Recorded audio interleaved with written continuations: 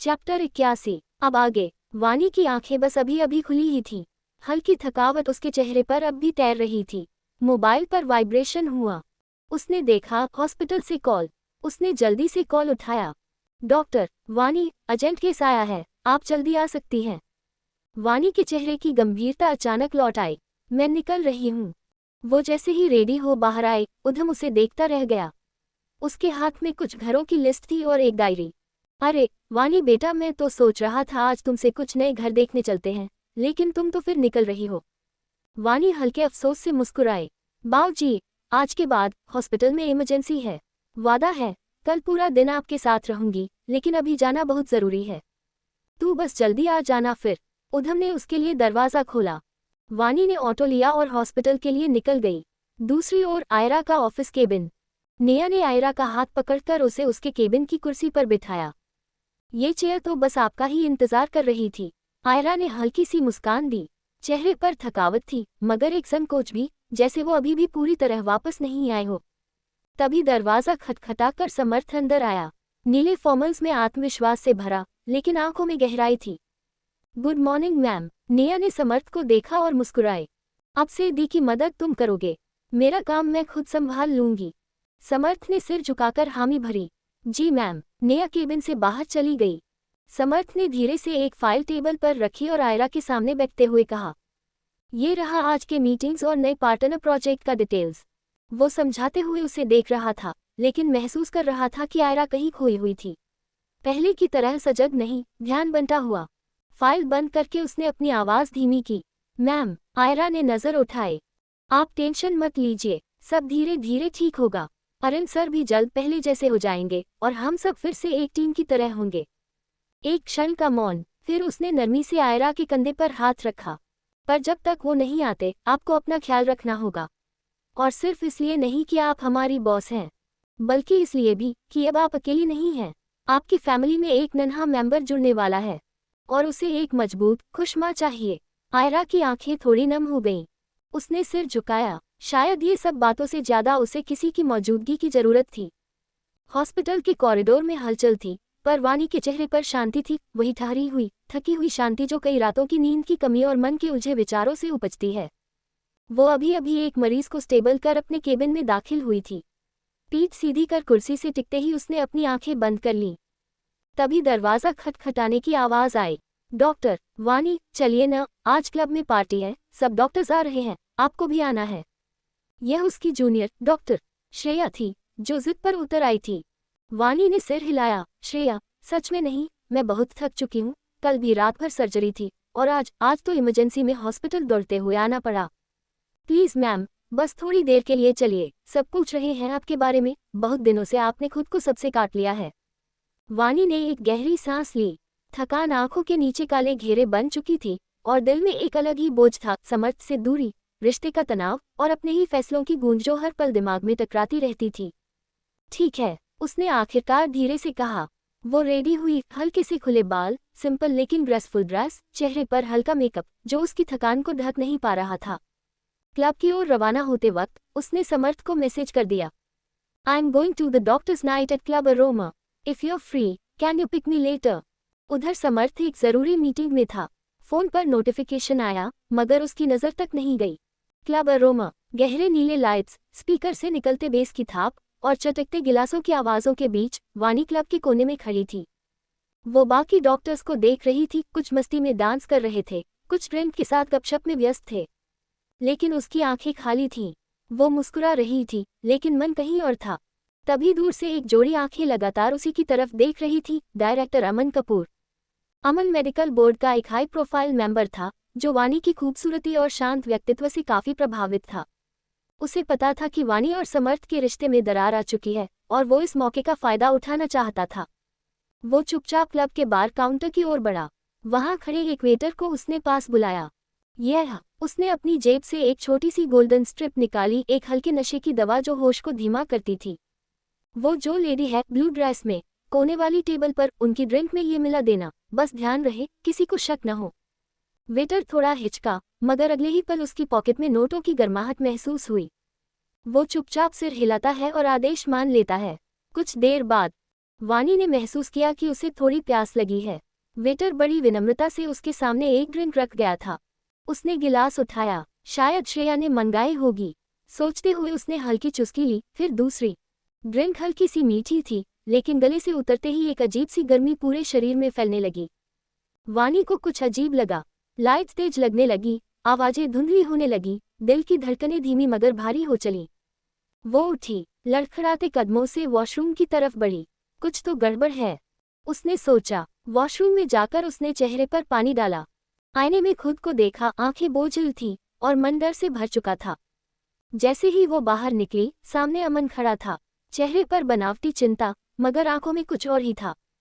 Doctor, वानी, आप ठीक नहीं लग रही, चलिए मैं आपको रेस्टरूम तक छोड़ देता हूँ। वानी ने कुछ कहना चाहा, मगर शब्द जैसे गले में अटक गए थे। कदम धीरे धीरे लड़खड़ा रहे थे। अमन आगे बढ़ा, लेकिन तभी वानी, गहरी आवाज, तेज कदम और गुस्से से भरा चेहरा, समर्थ। वो तेजी से वानी की ओर आया, अमन को एक जोरदार घूंसा मारा। Stay away from her. Aman संभल नहीं पाया, पीछे गिरा। समर्थ ने वानी को बाहों में थामा। मैं ले जा रहा हूँ उसे, और तुम अपने जैसे लोगों को समझता हूँ। अमन गुस्से में उसे देखता रहा, लेकिन कुछ कह न सका। चैप्टर 82। वानी ने हल्की आवाज में कहा, तुम आ गए। समर्थ की आंखें भर आईं। मैं हमेशा आऊंगा, जब भी तुम मुझे बुलाओगी। कार की स्पीड तेज थी, लेकिन दिल की धड़कनें उससे भी तेज। वानी समर्थ की गोद में हल्का सा सिर टिकाए बैठी थी। उसकी आंखें अध खुली थीं, लेकिन होश अब धीरे धीरे लौट रहा था। नशे का असर कुछ कम हुआ, पर दिल के अंदर जो घुटन थी, वो बाहर आने को बेचैन थी। समर्थ ने कार एक शांत सी जगह पर रोकी, एक पुराने से फार्म हाउस के पास, जो उनका कभी का पर्सनल स्पेस था, अब बरसों से बंद पड़ा था। वो जानता था, हॉस्पिटल की मशीनें नहीं, इस वक्त वानी को सिर्फ उसका साथ चाहिए। वो वानी को उठाकर अंदर ले गया, एक साफ कमरे में उसे बिठाया, पानी पिलाया। वानी अब उसके चेहरे दो दो नजर आ रहे थे। वानी की नजरें झुकी, फिर जुबां कांपी। तुम क्यों आए थे? जब मैंने तुम्हें कॉल किया, क्या इसलिए क्योंकि मैं तुम्हारी जिम्मेदारी हूँ? समर्थ ने उसकी आंखों में झांका। नहीं, क्योंकि तुम मेरी जरूरत हो। वानी की आंखें भर आईं। समर्थ एक पल को चुप रहा, फिर धीरे से बोला, क्योंकि मैं नहीं चाहता था कि तुम पर किसी भी रिश्ते का बोझ लगे। मैं चाहता था तुम खुद तय करो कि ये रिश्ता तुम्हारे लिए क्या मायने रखता है। वानी अब उससे नजरें नहीं चुरा पाई। और जब मैंने सुना कि तुम तलाक देना चाहते हो, तो मुझे लगा शायद मैं बस एक मजबूरी थी तुम्हारे लिए। समर्थ ने उसके हाथ थाम लिए। मैं तलाक देना चाहता था, ताकि तुम आज़ाद होकर अपना फैसला खुद ले सको। लेकिन मैं हर रोज दुआ करता रहा कि तुम एक बार कहो मैं तुम्हारी हूँ। वानी की आंखों से आंसू गिर पड़े। तुमने कभी पूछा ही नहीं। नहीं तो मैं चिल्लाकर कहती मैं सिर्फ तुम्हारी हूँ। वानी नशे में थी, लेकिन उसका मन आज सबसे ज्यादा साफ था। वो धीरे से उठी, लड़खड़ाते हुए समर्थ के करीब आए और उसके सीने पर अपना सिर रख दिया। आज मुझे किसी नाम की जरूरत नहीं, न तलाक, न नया रिश्ता। आज मुझे बस तुम चाहिए, जैसे एक पत्नी को अपने पति की जरूरत होती है। मैं ये रिश्ता जीना चाहती हूँ, खुलकर, तुम्हारे साथ। समर्थ की सांस थम गई। उसने कांपते हाथों से वानी को अपनी बाहों में भर लिया। वानी की आवाज कांप रही थी, लेकिन भावनाओं से भरी थी। आज पहली बार मैं तुम्हारी होकर जीना चाहती हूँ। मेरे अंदर जो डर था, वो अब खत्म हो गया है। समर्थ बोला, वानी तुम होश में नहीं हो। वानी आगे बढ़ अपने होठ समर्थ के होठों पर रख देती है। समर्थ की आंखें हैरानी फैल जाती है। वानी को खुद से दूर कर बोला, वानी तुम होश में नहीं हो, जानती हो मैं कौन हूँ? वानी की आंखों में नमी तैर जाती है। वानी समर्थ के सीने पर अपने कोमल हाथों से मुंह के बरसाते हुए बोली, मेरे खड़ूस हस्बैंड, जो मेरी कभी नहीं सुनते, मुझे से खुलकर बात नहीं करते। वानी लड़खड़ी जुबान में आगे बोली, मैं आपसे दूर नहीं जाना चाहती, आपके साथ जीना चाहती हूँ। एक बार बोल दो आप डाइवोर्स नहीं लेना चाहते, मैं आपको छोड़कर कभी नहीं जाऊंगी। समर्थ वानी की बातों को सुन रहा था बड़े गौर से। समर्थ ने उसके माथे पर एक लंबा, गहरा चुंबन दिया। मैंने बहुत इंतजार किया वानी, अब मैं तुम्हें कभी अकेला नहीं छोड़ूंगा। बाथरूम का दरवाजा खुला, हल्की हल्की पानी की बूंदें अब भी बह रही थीं। वानी कांपती हुई फर्श पर बैठी थी, उसके बाल भीगे थे, चेहरा धुंधलाया हुआ, आंखें कुछ ढूंढ रही थी, शायद खुद को, शायद उसे जिसे वो खोने से डर रही थी। समर्थ ने झुककर उसे सहारा दिया और शावर के नीचे लाकर खड़ा किया। ठंडे पानी की धारें उसके चेहरे पर पड़ी, मगर वो सिर्फ समर्थ को देख रही थी। वानी, होश में आओ। समर्थ की आवाज में घबराहट थी। उसने उसके चेहरे को थामकर देखा, उसकी आंखें बुझी हुई थीं, मगर भावनाओं से भरी। वानी ने अचानक उसके सीने पर सिर रख दिया और दोनों हाथों से उसे कसकर पकड़ लिया। मैं आपको डाइवोर्स नहीं देना चाहती, बस एक बार रोक लो मुझे, एक बार। उसकी आवाज़ कपकपा रही थी मगर साफ थी। उसके अंदर की सारी टूटी परतें आज फूट चुकी थीं। समर्थ ने गहरी सांस ली, उसकी उंगलियां वानी के चेहरे पर गईं। ठीक है वानी, रोक लूंगा। दोनों के बीच शावर का पानी गिर रहा था, जैसे आसमान उनके रिश्ते को धो देना चाहता हो। लेकिन तभी समर्थ ने खुद को दूर करना चाहा। अब तुम शावर लो, मैं बाहर।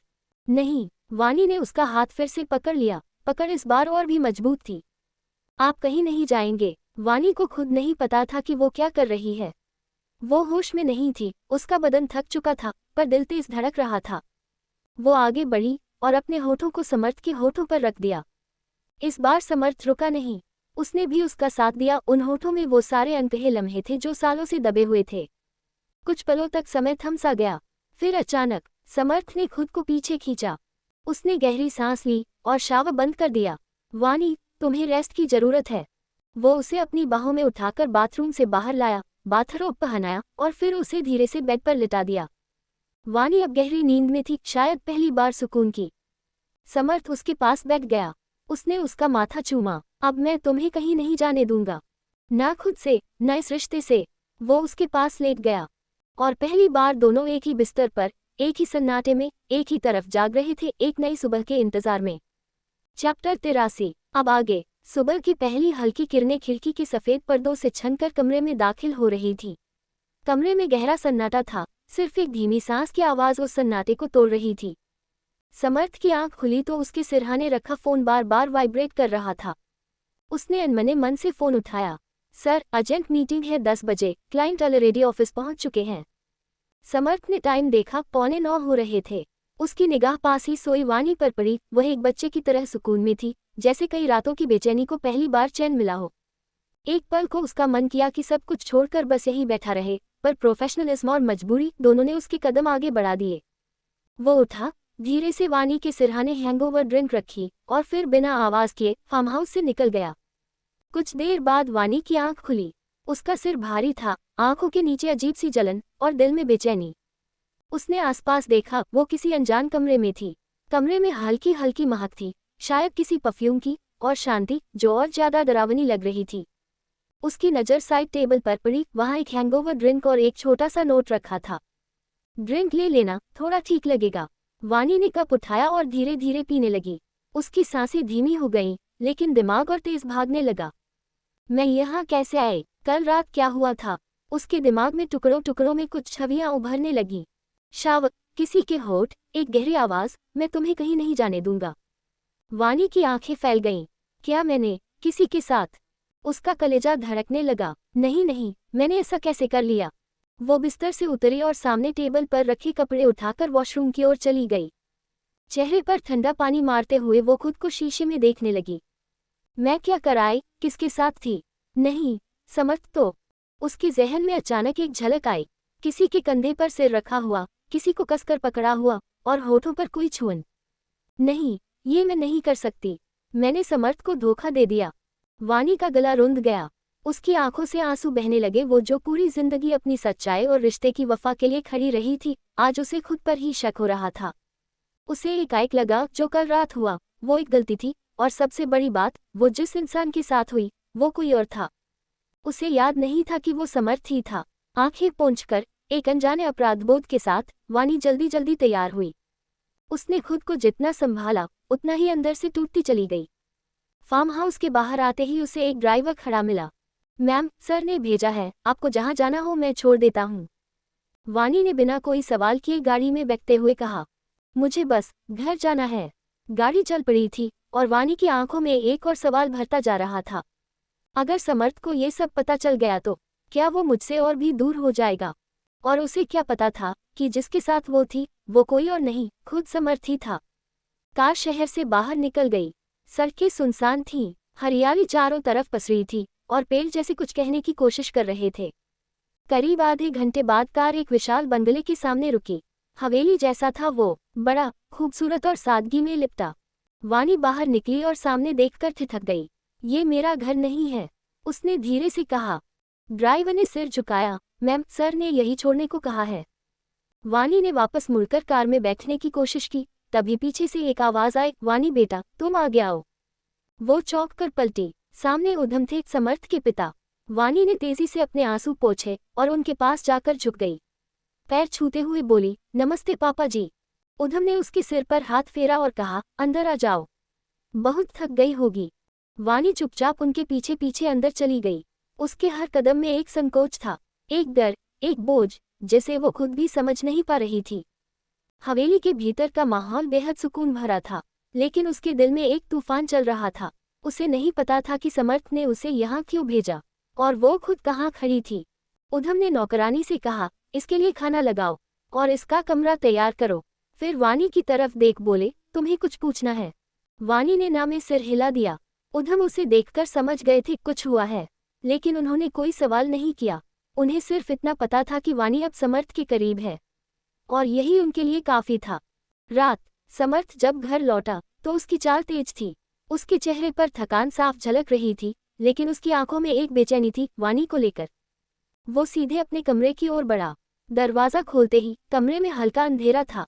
एक कोने में फर्श पर बैठी एक परछाई थी। जैसे ही उसने अंदर कदम रखा, वो परछाई थोड़ी हिली और फिर उसका चेहरा सामने आया, वानी। वो रो रही थी। वानी, समर्थ ने हैरानी से कहा। वानी ने जैसे उसकी आवाज सुनी, उसका रोना और तेज हो गया। चैप्टर 84। वानी आंखों में आंसू, हाथों में तलाक के कागज, आवाज कांप रही थी। मैं तुमसे डिवोर्स चाहती हूँ। उसकी आवाज धीमी थी, लेकिन दिल से निकली थी। समर्थ चौंका। क्या? वो कुछ पल वानी को देखते रहे, फिर धीमे से बोले, क्यों वानी? क्या मैंने कुछ गलत किया? वानी ने नजरें झुका ली। मुझे लगता है मैंने तुम्हें धोखा दिया है। मुझे रात की कुछ याद नहीं। मुझे लगा मैं किसी और के साथ थी। समर्थ उसकी आंखों में झांकते हुए बोला, तो तुम इसलिए रो रही हो? क्या तुम्हें मेरे पास आना अच्छा नहीं लगा? वानी ने अचानक नजरें उठाईं। उसकी आंखों में हैरानी थी। मतलब तुम ही थे? उसकी सांसें अटक गईं। समर्थ हल्के से मुस्कुराया, हाँ वानी, मैं ही था, तुम्हारा पति। वानी की आंखों से और तेज आंसू बहने लगे। उसने समर्थ को कसकर गले लगा लिया। उसके सीने से लिपटते हुए फूट फूट कर रोने लगी। तुम्हें पता है मैं कितनी डर गई थी? मुझे लगा मैंने अपनी सारी हदें किसी पराये के साथ पार कर दी। समर्थ उसके आंसू सहलाते रहे। वानी ने उसके सीने पर हल्के से मुक्के मारते हुए कहा, क्यों छोड़ गए थे मुझे अकेला रात? क्यों? समर्थ ने उसका चेहरा अपने हाथों में थाम लिया। एक एक करके उसकी दोनों आंखों पर प्यार से चूमा, फिर उसका माथा, और फिर धीरे धीरे उसके होठों की ओर बढ़ा। वानी ने कुछ नहीं कहा, कोई विरोध नहीं, कोई झिझक नहीं। वो बस उसकी बाहों में सिमट गई। चैप्टर 84। अब आगे। हॉस्पिटल कार्डियोलॉजी विंग, आर्यन का केबिन। गर्म कॉफी की हल्की महक, कांच के पार से आती सूरज की किरणें और एक गहरी चुप्पी। डॉक्टर आर्यन का केबिन उस सुबह शांत था, जैसे किसी तूफान के पहले का सन्नाटा। आर्यन जैसे ही अपने राउंड खत्म करके केबिन में दाखिल हुआ, उसकी नज़र सामने कुर्सी पर बैठे शख्स पर गई। आदित्य रॉय। आर्यन की आंखों में एक पल को हल्की सी चुभन आई, लेकिन चेहरे पर वही डॉक्टर वाला संयम बरकरार रहा। तुम? उसने सहजता से पूछा, मानो कोई पुराना जानकार मिल गया हो, पर आंखों के पीछे एक कड़वाहट छुपी हुई थी। आदित्य उठकर मुस्कुराते हुए बोला, तुम्हारे फ्लैट गया था, वहां पता चला कि तुम अब वहां रही नहीं रहे। रॉय मेंशन भी कई हफ्तों से खाली सा पड़ा है, तो सोचा यही चला आऊं मिलने। आर्यन कोई जवाब नहीं देता। वो अपनी टेबल के पीछे जाकर बैठ गया। उसने दस्ताने खोले, एक फाइल साइड में रखी, फिर आदित्य की ओर देखा। आदित्य ने तब तक एक नीली फाइल आगे सरकाते हुए कहा, मुझे इन पर तुम्हारे साइन चाहिए। बस एक साइन, कोई बड़ी बात नहीं है। आर्यन ने एक नज़र फाइल पर डाली। कवर पर कोई टाइटल नहीं था, पर उसे अंदाजा था कि अंदर क्या होगा। फाइल रख दीजिए, मैं बाद में देख लूंगा, उसने ठंडे स्वर में कहा। आर्यन, एक साइन ही तो करना है। अब क्या इतनी दूरी आ गई है हमारे बीच? आर्यन ने धीमी सांस ली। उसकी आंखें सीधी आदित्य की आंखों में झांक रही थीं। कभी वो इन्हीं आंखों को भरोसे से देखता था, कभी उन्हें पापा, दोस्त, गार्जियन और मेंटर की तरह मानता था। लेकिन अब ये आंखें चालबाज दिखती थी, वो जो अपने फायदे के लिए किसी को भी मोहरा बना सकती है। आप फाइल रख दीजिए, मुझे सर्जरी के लिए निकलना है, आर्यन बोला और कुर्सी से उठ खड़ा हुआ। आर्यन, एक मिनट, नॉट नाउ। आर्यन ने आदित्य की बात काट दी। आवाज बेहद शालीन थी, लेकिन उसमें तल्खी थी, साफ संदेश की इस मुलाकात की इजाजत अब खत्म हो चुकी थी। वो फाइल को नजरअंदाज करता हुआ बाहर चला गया। आदित्य वहीं खड़ा रह गया, मुठ्ठियां भींचे, होंठ भींचे। उसने खुद से बड़बड़ाया, ये लड़का मुझे समझता क्या है, सोचता है मैं हार मान जाऊंगा। उसकी निगाह उस बंद फाइल पर गई जिसमें शायद जमीन, ट्रस्ट या शायद कोई ऐसी डील थी जो किसी मासूम से साइन लेकर पूरी करनी थी। आर्यन के जाने के बाद केबिन में सिर्फ दीवार घड़ी की टिक टिक रह गई थी और एक अधूरी चाल जो शायद अब और खतरनाक होगी। विराज के नाना जी का रहस्यमय कमरा। कमरे में रोशनी नामात्र की थी। दीवारों पर पुरानी पेंटिंग्स लटकी थी जिन पर समय की गंध बैठी थी। खिड़कियां बंद थी और हवा में एक अजीब सी घुटन थी। टेबल के किनारे एक पुरानी पीतल की लालटेन टिमटिमा रही थी। विराज के नाना जी एक कुर्सी पर बैठे, अपनी उंगलियों से मेज पर धीमी थाप देते हुए बोले, पता लगाओ उस अरिन की हालत क्या है। वो जिंदा नहीं बचना चाहिए, किसी भी कीमत पर। उनकी आवाज में नरमी नहीं थी, सिर्फ एक तय की गई सजा का ऐलान था। पास खड़ा असिस्टेंट सिर झुकाकर बोला, जी जैसा आप कहेंगे। वह जाने के लिए मुड़ा ही था कि एक हल्की सी आहट हुई। कमरे के बाहर पर्दे की ओर से एक परछाई हटती है। कोई था जो सब सुन रहा था। काले कपड़ों में, हल्की सांसें रोककर खड़ा था, उसकी आंखों में अविश्वास और सन्नाटा तैर रहा था। अरिन को मारने की साजिश। उसका दिल धक धक करने लगा। एक झटके में वो वहां से हटता है, गलियारे से होते हुए अंधेरे में गुम हो जाता है। एक बड़ा राज लेकर, कॉलेज, कियारा और कारण। गर्मियों की दोपहर थी, लेकिन कियारा के दिल में उदासी की ठंडी परछाइयां थीं। कॉलेज की घंटी बज चुकी थी और बाकी स्टूडेंट्स अपने अपने ग्रुप्स में थे, कोई कैंटीन की ओर तो कोई बाइक स्टॉप करता हुआ। पर कियारा, वो अपने ख्यालों में गुम थी। उसके चेहरे पर एक उलझी हुई बेचैनी थी, आंखों में खोए हुए सवाल।